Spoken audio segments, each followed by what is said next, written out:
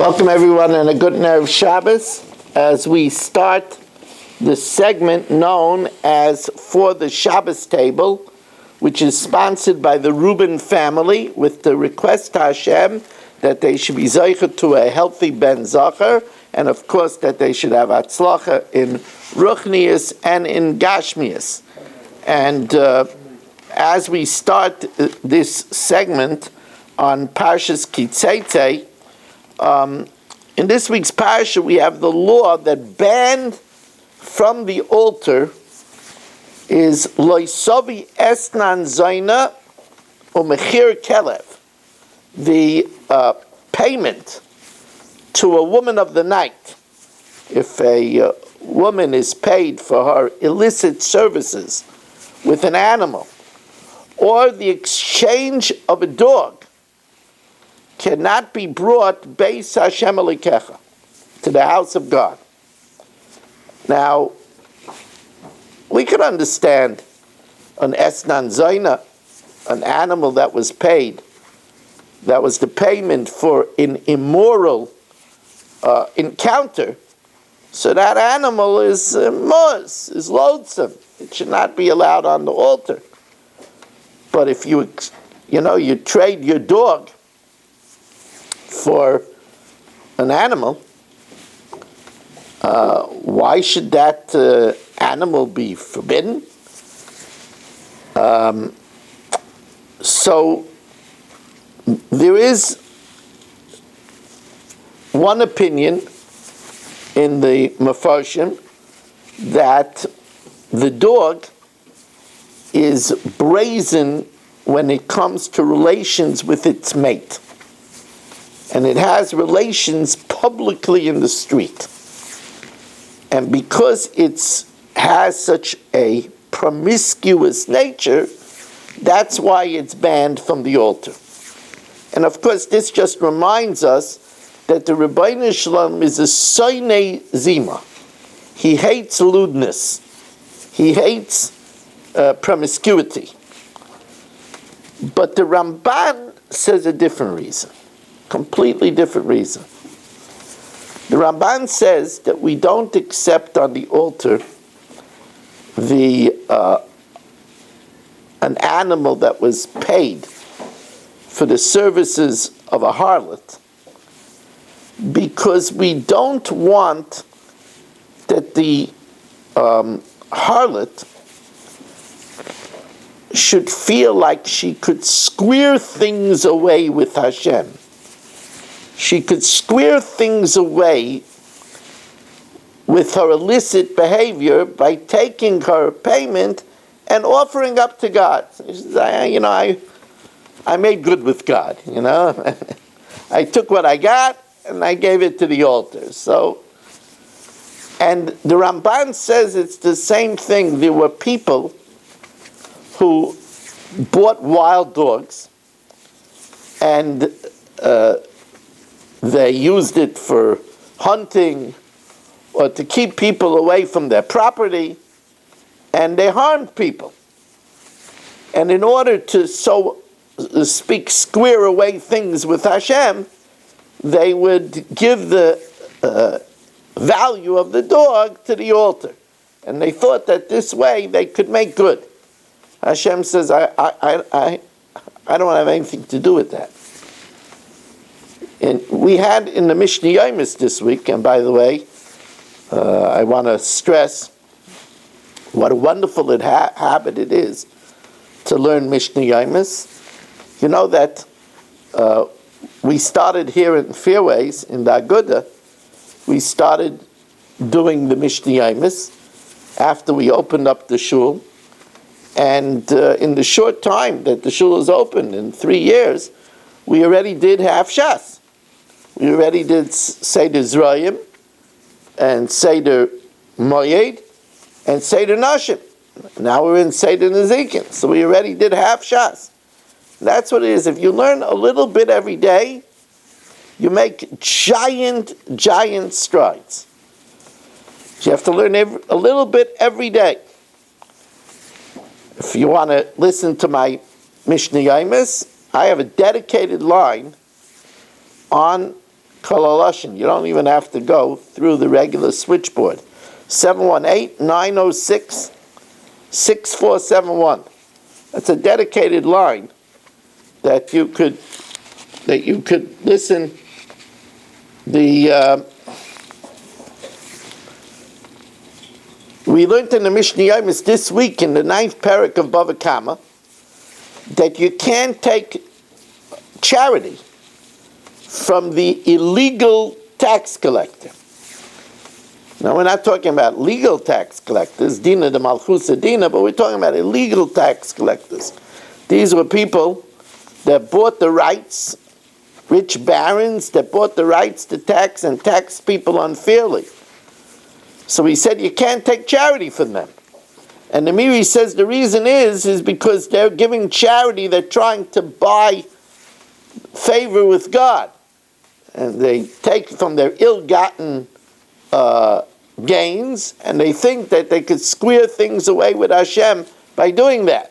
And Rabbi Nisham says, I don't want to have anything to do with it. And that's why people that engage in illegal businesses, or for example, they take interest illegally, mostos, shuls, schools, should not take money from them. Shouldn't take money from them. That's dirty money. And that dirty money will only have a bad impact on the Moised itself. That's why we're taught in the Gemara that when one of the Amoraim wanted to teach children Torah, he would go out, catch animals, skin the hides, give the animals to the poor, write Sifrei Torah from the hides, and teach the children. So everybody asked, why did he have to go and catch the animals and skin the hides? I mean, he doesn't have more, it's enough to teach the children. But he wanted to make sure that they're being taught from things that were pure from the get-go. We said in the main shir, that was viewed on any time Thursday night. There were those that might have heard it earlier from me on Wednesday evening, on YouTube, on Facebook. We said that a person who divorces the wife of his youth, even the Mizbeach sheds tears. We said a whole different reasons for this. The Mizbeach, even though it's hardened to slaughter throughout the day, cries over the slaughter to the children when parents break up and then the children are shuttled one to another and caught in the crossfire of the parents. We said that even the Mizbeach, that's a peacemaker between us, Klal Yisrael, and our Father in heaven, sheds a tear when it sees the breakup of a marriage. The Eitzer Aploy says that that's the reason the Parsha Tamid that many say every day, reminiscent of the offering of the carbon Tamid on the Mizbeach. The Parshas Tamid has all the letters of the Aleph Beis, except, amazingly, a Gimel and a Tes. Doesn't have a Gimel and a Tes. Because the Mizbeach cannot take a get. Ki tzeitzay lamilchama alivecha.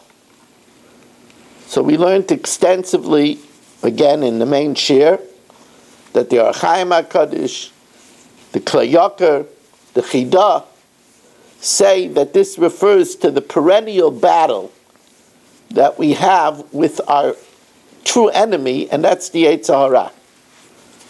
And that we should always be going to battle. La'olam yirgaz adam yetzer tov al yetzer hara. And we said that the special antidote to the Yetzer Hara is what the Gemara says in Kedushin, Barasi Yetzer Hara Barasi Torah Tavnula. I created the Yetzer Hara. I created the Torah as its antidote. This begs the question, what about women? Women don't have a formal mitzvah of learning Torah. How do they battle the Yetzer Hara? So there's a famous Yaris Devash. The Yaris Devash quotes the Gemara in Brachos Daf Yud Zayin. The Gemara says, Noshim b'meh zachyon. How do women merit?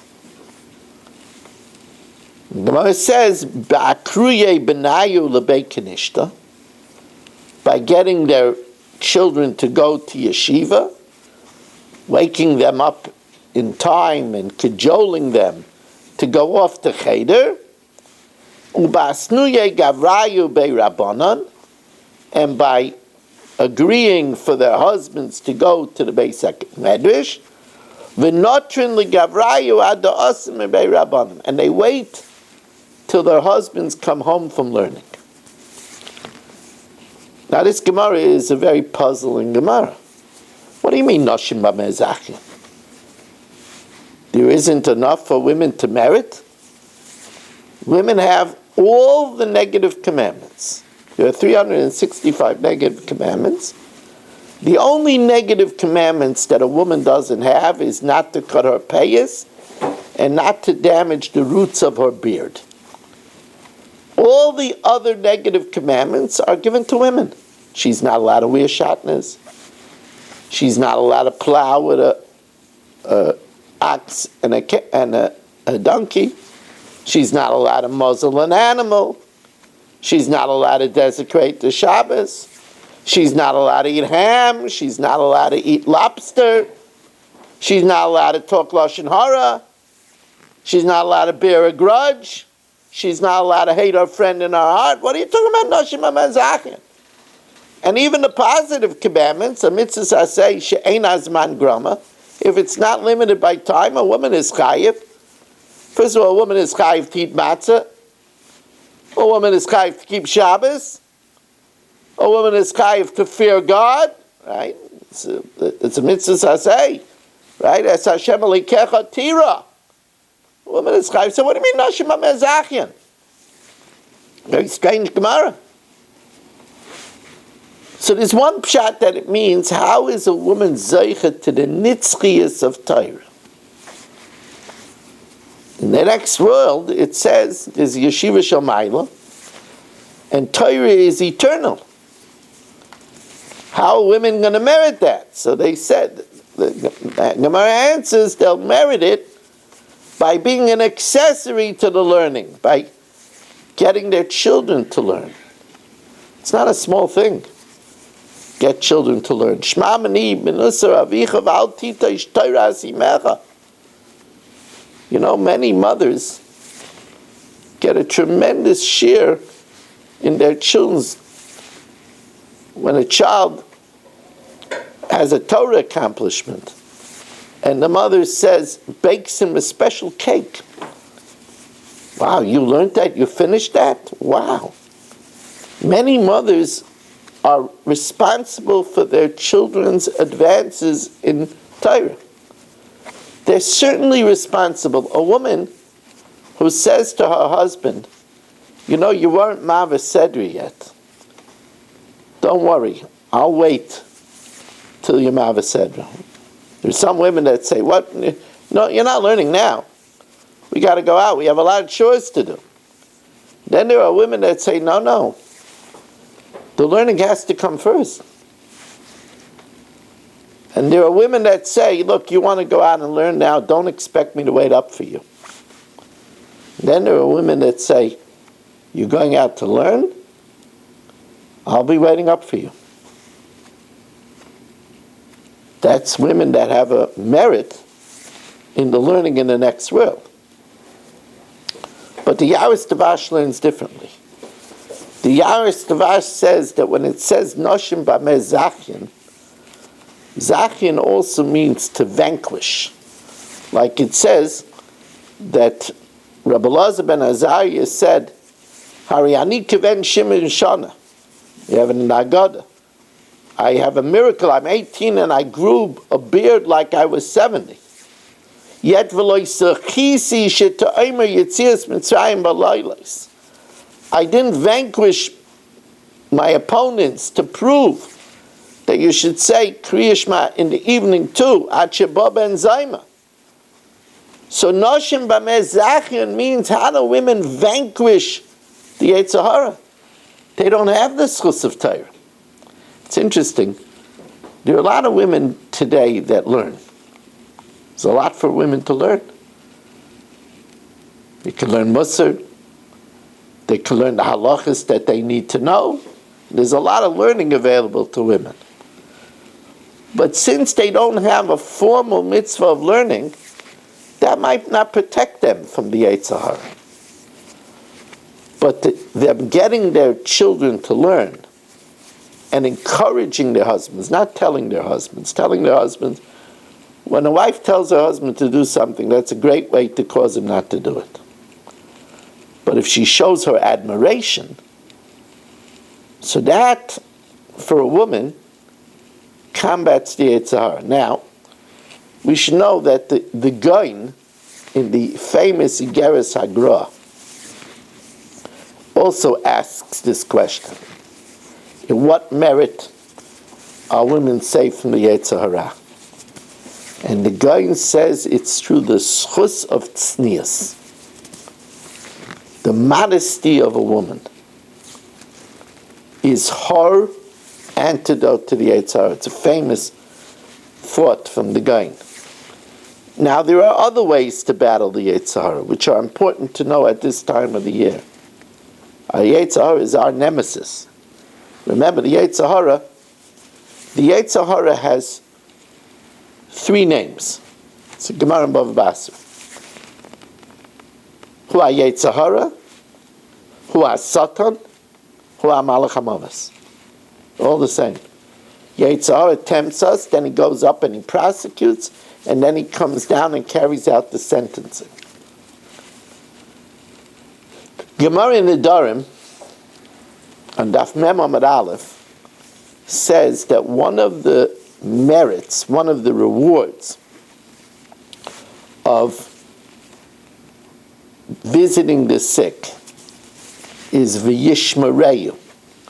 And the Gemara says that we learn out from v'yishmereyu that will be protected miyetzer hara. The mitzvah of visiting the sick promises a protection from the evil inclination. That's a very big thing. Because people, somebody says, I can't help myself.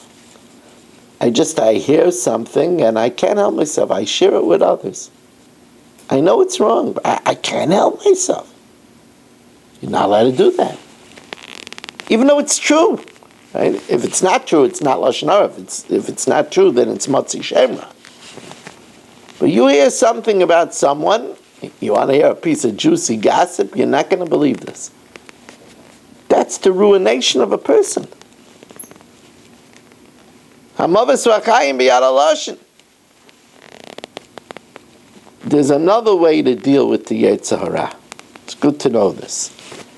And that's to daven. So you'll say daven? But aren't we supposed to do this ourselves? Hakol b'dei Shemayim chutz miyira Shemayim. Ramosha says it's our hishtadlus to daven, and we do that.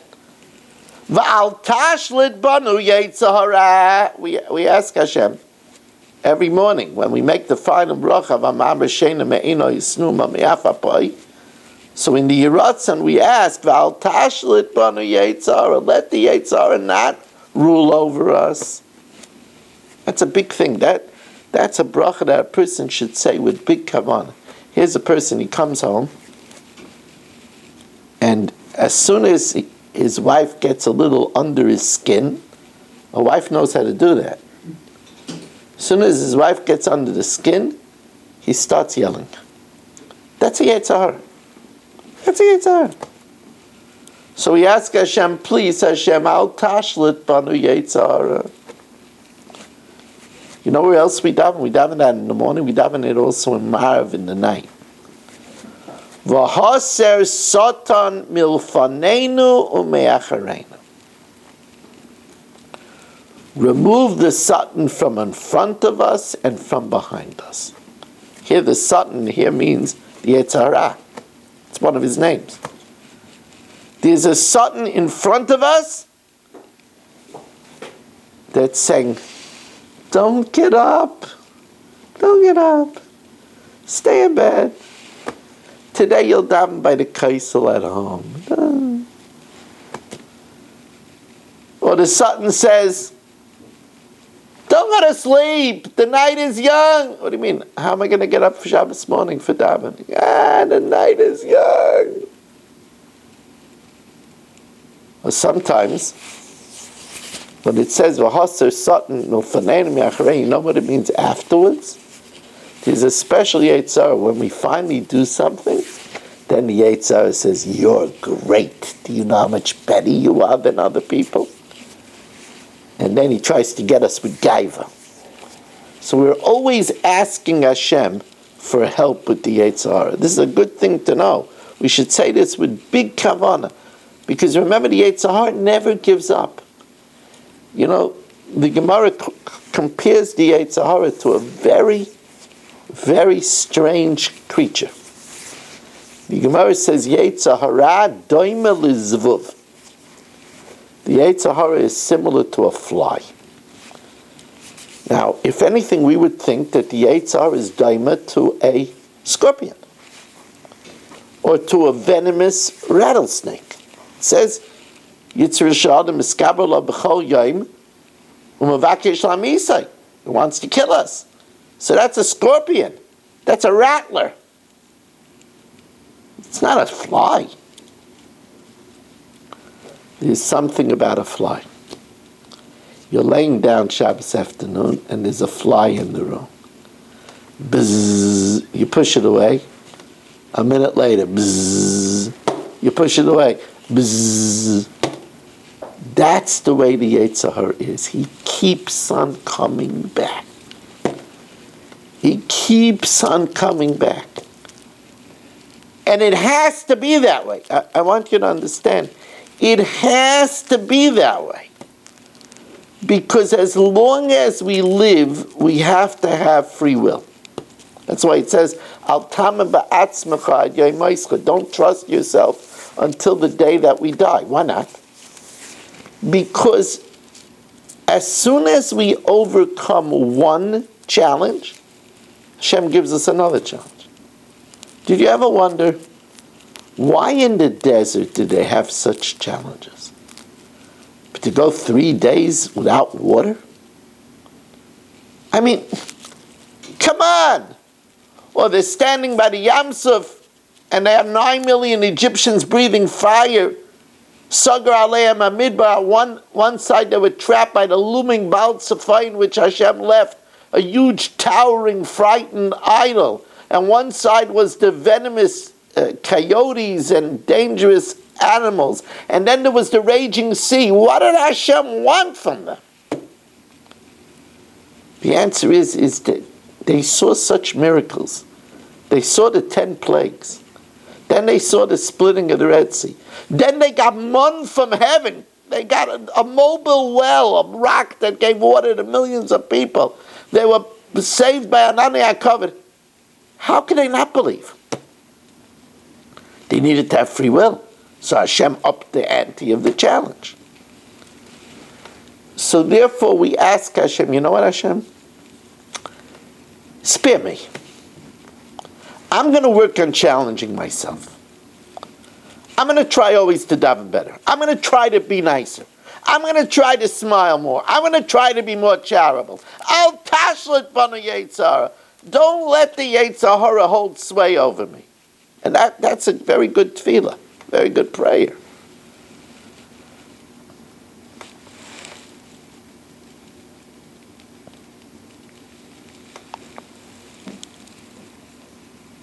Shalom Bayis says in this week's Parsha, V'simach es ishtay. One should gladden his wife. says about a wife that her whole purpose, why she was created, it's not good for man to be alone. Her very accomplishment is to be an ezer, a helper. So the husband is supposed to gladden his wife, the wife is supposed to be a helper. You know how important this is? You know how important it is for the overall welfare of a person to have a good marriage? There's a remarkable Tana Debei Aliyah, a remarkable medrash. The medrash says, Avram, Ishtoi mechabdasai. His wife honored him. Vikaraso, and called him Adoni, my Lord. Shenemar v'Adoni zaken. She said, how could I have a child? My Lord is old. But she called him my Lord. Leficha ksivbei, therefore it says about Avram, v'Hashem beirach es Avram bakam. Hashem blessed Avram with everything. So they asked Reb Chaim Kanievsky, what's the connection? Because Sarah called him Lord, so Hashem blessed Avram with everything? So you got to hear what Reb Chaim Kanievsky, you got to hear what he answered, how he explained it. He said, if a wife honors her husband, and they have a wholesome relationship, his davening is better, his eating is better, his sleeping is better, his relaxing is better, his learning is better. It radiates on everything about his life. And thus it's Vashem Beirach Es Avram Baka. He says, when you see somebody come in shul and they're downcast and crestfallen, the first thing you want to know is, how is everything at home? And by the way, that's why the Torah calls a wife a home. We know that from the Esther. It says, Mordechai took him, Esther as a daughter. The Gemara says, Al tikre levas el lebayis. It's code, because this was introduced into the Chronicles of Paras and Mordechai. It wouldn't look good that Mordechai shared the wife of the king. But it says, really, Esther was his wife. Why is she called his house? Because the success of the house, the happiness in the home, depends on how a husband gets along with his wife. I told you this many times. There's a very, very, very important Rashi in Parshas B'chukoisai. When it tells us in B'chukoisai Teilechu, when it gives us the rewards, it says at the end, V'nasati shalom ba'aretz. So Rashi says, why does it say shalom at the end? So Rashi says, because im ein shalom ein klum. If there's no peace, there's nothing. Nothing. That's why in the morning we say, Yotzer Or, Hashem created light, Uvarei Choshech, and darkness. Oiseh Shalom, Uvarei Esakol. It puts Shalom opposite everything else. Oiseh Shalom, Uvarei Esakol. If there's no peace, there's nothing. Don't delude yourself. Okay, you can't have everything. Very important to work on Shalom Bayis. And very important to pray for Shalom Bayis. A good place to pray for Shalom Bayis is in the Harachmon in benching. Harachmon yishlach lanu bracha meruba b'bayis hazeh v'al shulchan zeh she'achalnu alav. But the Harachmon yishlach lanu bracha meruba b'bayis hazeh, in this house, that's a bracha for a wife. Because that's the bracha. Ein bracha mitzuya b'seich beisay shel adam ela b'shvil ishtay. Blessing is only found in a person's house because of his wife. Shenema v'Avram heitiv ba'avura. Avram, who had all the chesed and everything, you would think he would merit everything because he had a door on every side of his tent and he did such kindness to people. No. Ein bracha mitzuya b'seich beisay shel adam ela b'shvil ishtay. You know, there's a Medrash Tanchuma in Chayesara that says that a person could have sudden aging. Sometimes you might see a person overnight he aged. Overnight he looks like an old man. The Gemara says sudden aging. The Medrash says sudden aging could come from four things: from a sharp fear, from war, from trouble with children, and from an isha ra, a bad wife. That could age a person overnight. That's how important it is. We come to Rosh Hashanah to pray to Hashem. You know, if we're smart, we're not foolish to think that it's up to us. Of course, we have to behave well. But we still thank Hashem every morning. Baruch atah Hashem, Elokeinu melech ha'olam, Yotzer Oru Varech Hoshech, Oyser Shalom, you make the peace. We ask Hashem in the morning, Sim Shalom. We ask Hashem in the evening, Shalom Rav al Yisrael, Am Chotasim La'ilam.